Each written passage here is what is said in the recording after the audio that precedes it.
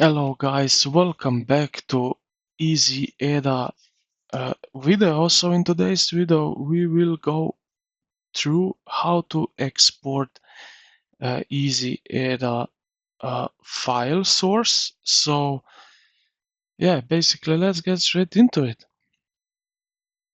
So as you already know, we can save our file to local storage.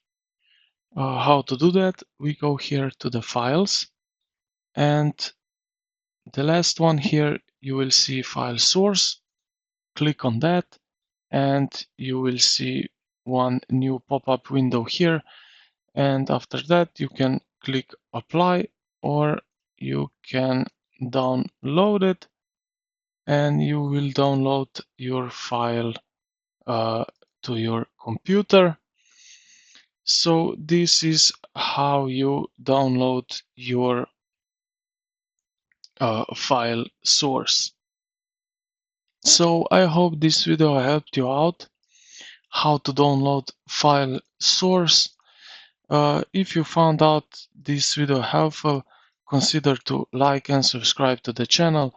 Thank you for watching, and I will see you in the next one.